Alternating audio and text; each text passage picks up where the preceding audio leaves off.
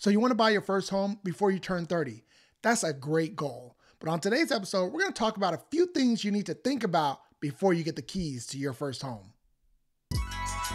Welcome to the Homeowner Prep podcast, where every week we educate and encourage aspiring homeowners to help them buy their first home faster. If you aspire to own a home, you're in the right place, so enjoy. Do us a favor and leave a review, a rating, and be sure to subscribe. Now let's get to this week's episode. Hello and welcome to another episode of the Homeowner Prep podcast. I'm your host, Eric Helon, and on today's episode, we're going to talk about a goal that I hear quite often from folks, and that goal is, hey, I want to buy my first home before I turn 30.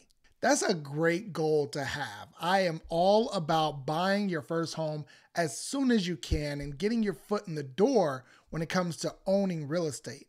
But I want you to think about a couple things before you make that decision. The first thing I want you to think about is, why do you want to buy a house before you turn 30? Where's that goal coming from? Was it something that you grew up seeing? Was it something that you didn't see? Is it somebody else's goal for your life? Really settle on where that's coming from so that you can decide on if it's truly a passion and a goal of your own. I've seen far too many times where people have a goal or some pressure that's put on them from other people. Maybe it's their parents or, an uncle, grandparent, whatever the case may be, but it's really not their goal. And so I really want you to dive deep, discover where that goal is coming from. What is that why? Because you're going to need it if you're going through the home buying process. The home buying process is not easy. And when those times come where you're facing challenges or obstacles, you need to be able to rely on that why and why you got started in the first place. Recently, we've seen young people really take advantage of low interest rates. From 2016 to 2022, people under 44 were the number one buyer in the market. So I'm glad that people were out taking advantage of those low rates. But just because rates are a little bit higher now doesn't mean that you shouldn't still be out with a strong goal to buy your first home before you turn 30. When it comes to our real estate market and what we're seeing a lot of young people getting priced out of the market, meaning home prices are accelerating so fast that they can't keep up, and they're barely keeping up with rent. So when it comes to buying a house, yes, you do want to buy it as soon as possible, but you want to make sure that your ducks are in a row. You want to make sure that your debt to income ratios look really good as far as the income and stability of your job, and paying off bad debt in order to really build in some cushion for when you become a first-time home buyer. Another thing to think about is, are you going to be in your location for a long period of time? Now, when you buy a home as a first-time home buyer, you're buying a owner-occupied property. So you do have to live in that home for at least a year before you rent it out. So that's something to consider. If you're thinking about making a move, moving out of the city or out of the state, then maybe you need to wait until you're ready to make that decision before you decide to buy your first home. As I mentioned, millennials under the age of 44 were very strong in the market up until 2022 when we saw some rate changes happen. But still, when you look back statistically, young home buyers are really having a hard time getting started.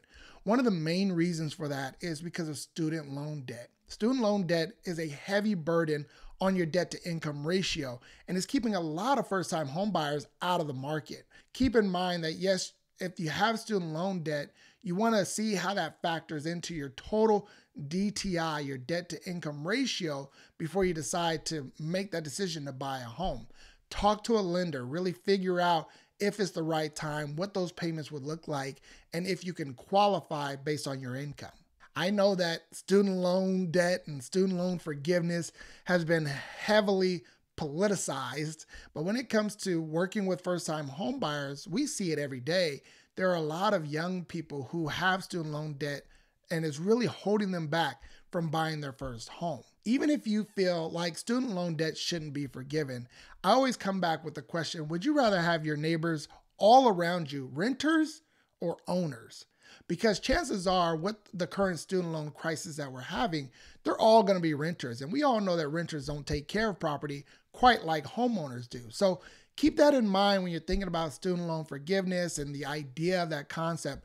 what it would do to our economy, not only to help young people buy their first home, but to spend more money in the economy now that they're homeowners. So overall, our wealth as a nation could go up with the freedom of being able to release that student loan payment and being able to buy a house. I definitely encourage you, if you are looking to buy a home as soon as possible.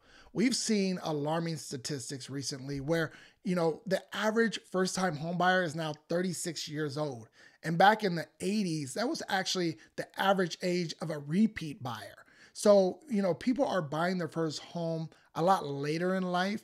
Maybe it's some decisions that they're making as far as, being ready or moving out of their parents' house. But overall, we really think that the pricing of homes and the interest rates of homes are holding first-time home buyers back. So when it comes to trying to decide if you're truly ready and if you can buy your first home before you turn 30, if that's truly a goal of yours, then you really need to sit down and create a plan with a lender, with an agent, and figure out how you can make that happen. If you think you might be ready to get started with the home buying process, I definitely would encourage you to reach out to Homeowner Prep. We're a free program. We provide one-on-one financial coaching, and we can help you put a plan together to see if you're truly ready. You can get started with Homeowner Prep by texting the word START to 619-848-3700. Or you can visit us on our website at homeownerprep.com/start. From there, you can set up an initial consultation with us and get started in the home buying process. If you just have a general question or a scenario that you want to run by us, feel free to reach out to us on any of the social media channels. We tend to get the majority of our questions on our Instagram account at Homeowner Prep. I truly hope you got some value from today's episode, and I look forward to providing you with some more great content on the next episode. Until then, be blessed. If you've enjoyed this show and got some great value from it, please be sure to rate and review. And if you're checking it out on YouTube, please be sure to subscribe. That really does help us to continue the show and bring in some great guests to help you on your home buying journey.